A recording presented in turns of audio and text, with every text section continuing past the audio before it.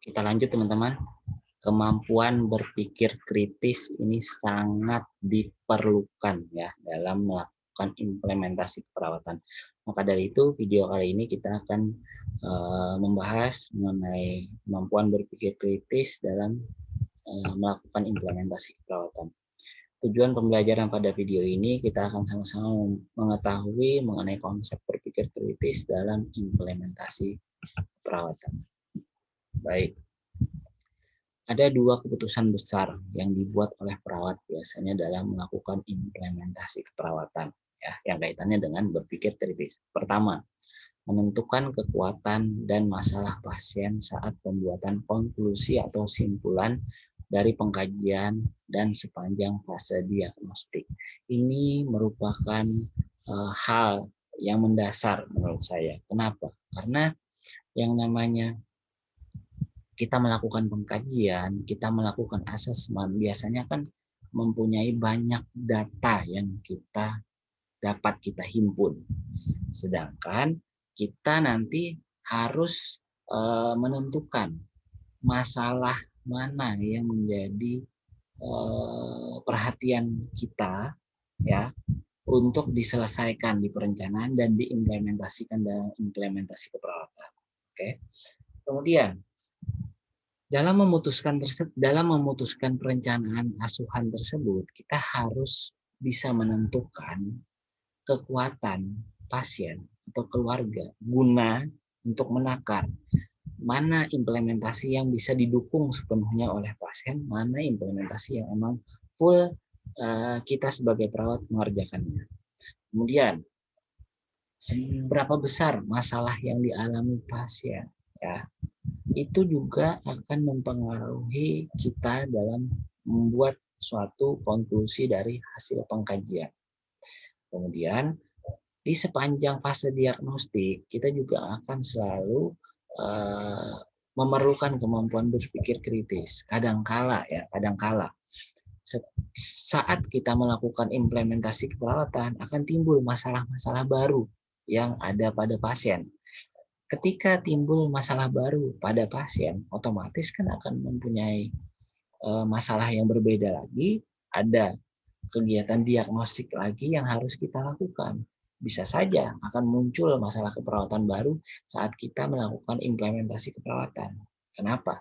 Karena di tahap implementasi keperawatan kita melakukan observasi, pengamatan, monitoring, pengkajian lagi, sehingga akan dapat data.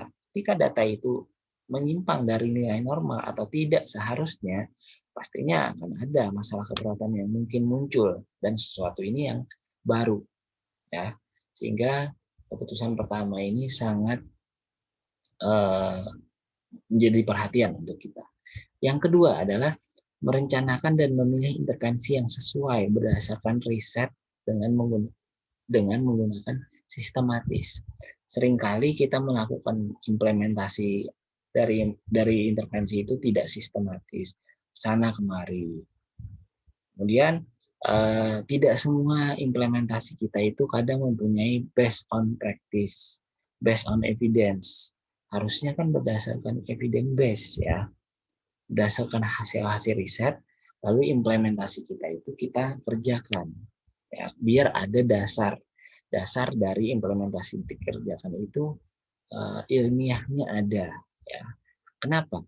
Karena kalau sudah ada dasar ilmiahnya, artinya ada bukti praktisnya sudah teruji, sehingga ketika kita melakukan implementasi pada pasien, kita meyakini bahwa implementasi ini akan mempunyai dampak yang signifikan dan positif untuk pasien kita. Nah, ini dua hal keputusan besar yang biasanya dibuat oleh perawat dalam pelaksanaan implementasi keperawatan. Oke, kita lanjut. Ada dua juga biasanya kesulitan dalam pembuatan keputusan ketika kita memilih intervensi mandiri ya, oleh perawat. Karena saya bilang di awal intervensi keperawatan itu ada yang mandiri, ada yang ketergantungan, ada yang kolaboratif.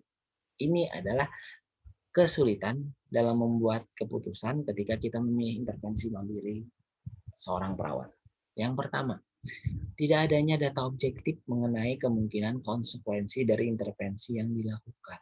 Kadang kita itu kekurangan data ya waktu melakukan asesmen, sehingga ketika kita memilih intervensi mandiri kita ragu, benarkah intervensi yang akan dilakukan ini sesuai dengan data pasien? Jangan-jangan tidak sesuai. Nah, kadang ini adalah kendalanya dari tidak adanya data yang bisa dibilang objektif ya untuk kita mengambil konklusi atau kesimpulan, sehingga ketika kita memilih ini ada konsekuensi yang mungkin muncul ya, ketika intervensi itu dilakukan.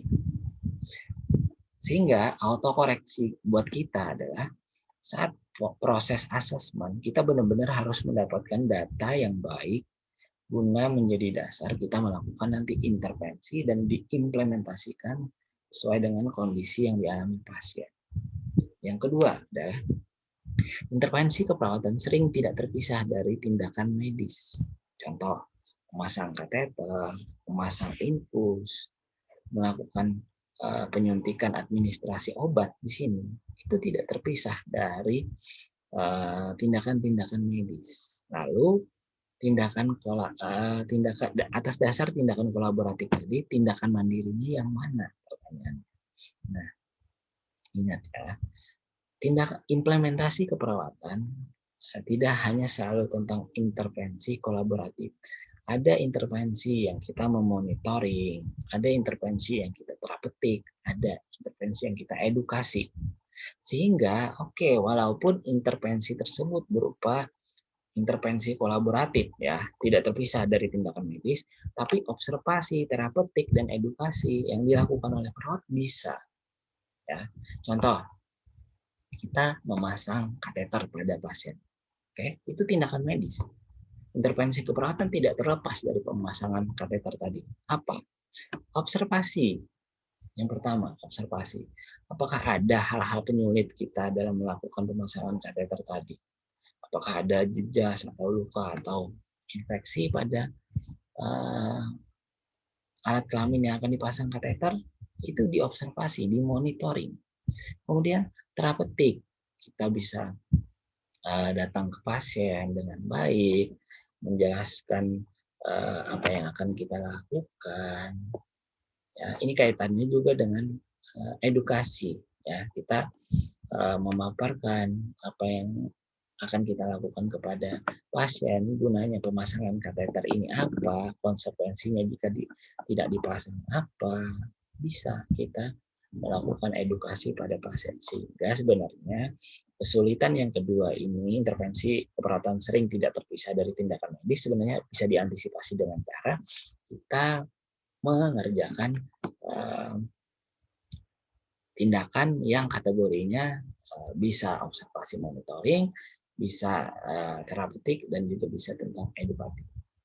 Ya, mudah-mudahan video ini bermanfaat terkait dengan kemampuan berpikir kritis dan beberapa kesulitan dalam pembuatan keputusan ya ketika kita berbicara tentang intervensi mandiri perawat. Mudah-mudahan bermanfaat. Sampai ketemu di video berikutnya.